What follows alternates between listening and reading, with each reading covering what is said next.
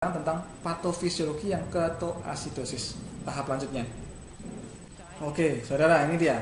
Jadi seperti disebutkan tadi bahwa diabetes ketoasidosis ya DKA atau KAD ini merupakan kondisi yang berbahaya, merupakan kondisi akut dan gejalanya bisa berkembang dalam hitungan hari, cepat sekali. Erat kaitannya dengan diabetes tipe 1, tapi seperti yang disebutkan di awal bahwa bisa terjadi pada diabetes tipe 2 gitu.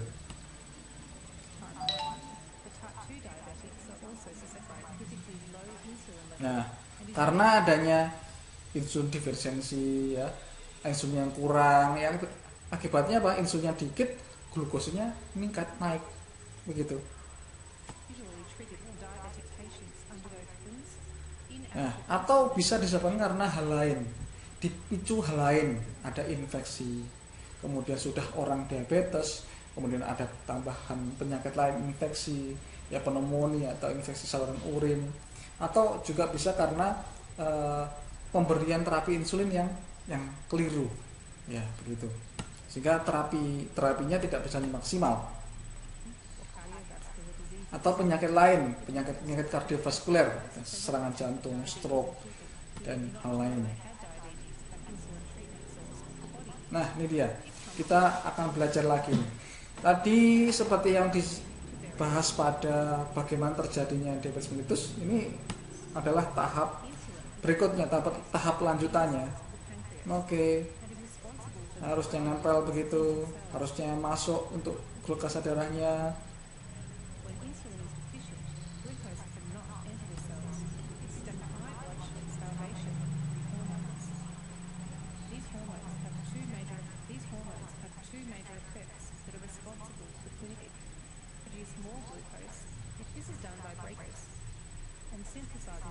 Oke, gitu. Jadi saudara, ketika terjadi glukose yang meningkat, maka hormon glikogen ya dalam hati itu akan menyebabkan pemecahan glikogen ya, glikogenolysis, pemecahan glikogen. Nah, dengan harapan tubuh ini mendapatkan energi ya yang dihasilkan dari glukose baru tadi, glucogenolisis, pemecahan glukosa tadi. Atau dengan cara lain, yaitu proses pembentukan glukose baru dari protein dan lipid atau gluconeogenesis.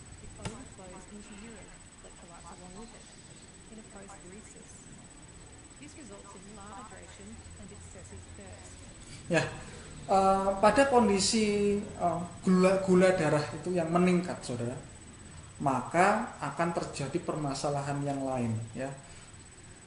Pembuluh darah dalam tubuh ini akan mengental karena banyak penumpukan gula. Tapi tekanan osmotiknya akan meningkat. Nah, dampaknya apa? Dampaknya itu adalah pasien itu akan mengalami kencing yang sering, yang banyak begitu. Sehingga kalau kencingnya banyak, dia akan mengalami dehidrasi. Jadi karena kencingnya dikeluarkan, dia akan dehidrasi. Akhirnya orang itu akan minum banyak atau polidipsia. Nah, itu adalah mekanisme tubuh dalam mempertahankan kondisinya. Nah, akan tapi ada proses lain yang di situ juga berjalan, yaitu supaya tubuh itu mendapatkan energi, maka tubuh itu akan berusaha untuk memecahkan lemak-lemak dalam tubuh. Ya, yang dilihat di sini fat, ini lemak, ada jadi lipolisis atau pemecahan lemak. Nah, pemecahan lemak itu akan menghasilkan fatty acid atau asam lemak. Nah, asam lemak itu akan menghasilkan badan keton, dan badan keton itu sifatnya adalah asam. Nah, ini bagian-bagiannya ada aseton, beta hidroksi butirat, ada asetat begitu ya. Nah, Gejala yang muncul ketika terjadi penumpukan keton ini ya akan nafasnya asem, sweet breath. Jadi nafasnya kayak asem gitu ya.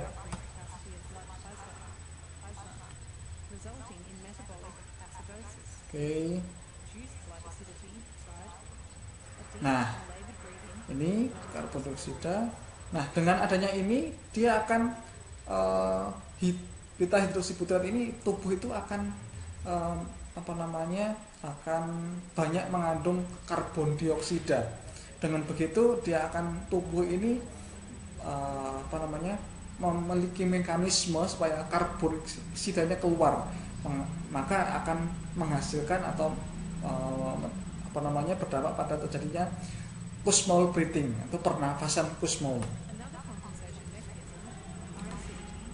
Oke.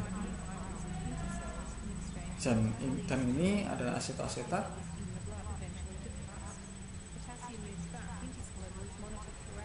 Oke, saudara. Jadi seperti itu. Secara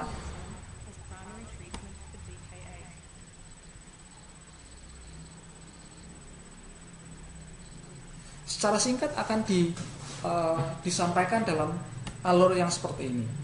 Ya, tadi kita lihat videonya, ya, animasinya seperti apa supaya lebih mudah memahami. Kita akan tambahkan lagi, perjelas lagi dengan bagan ini.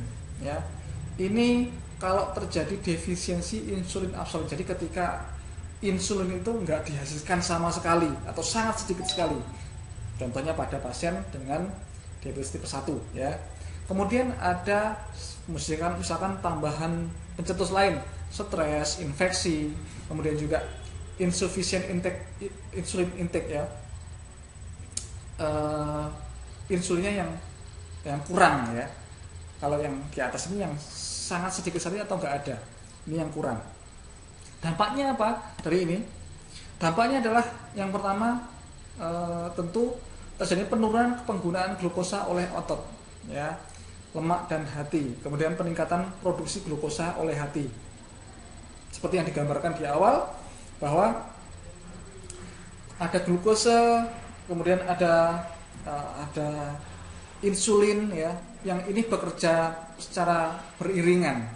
Glukosa masuk pembuluh darah, insulin juga masuk pembuluh darah, insulinnya akan masuk dalam nempel pada sel reseptor, glukosa akan masuk ke dalam sel. Nah, kalau misalkan insulinnya nggak ada, tentu terjadi penurunan penggunaan glukosa dalam sel otot, lemak, dan hati. Jarang, sedikit yang digunakan, akhirnya beredar dalam pembuluh darah. Kemudian terjadinya peningkatan produksi glukosa oleh hati. Nah, akibatnya kalau glukosa beredar dalam pembuluh darah ini, ya, maka tubuh kita berespon untuk beradaptasi, ya.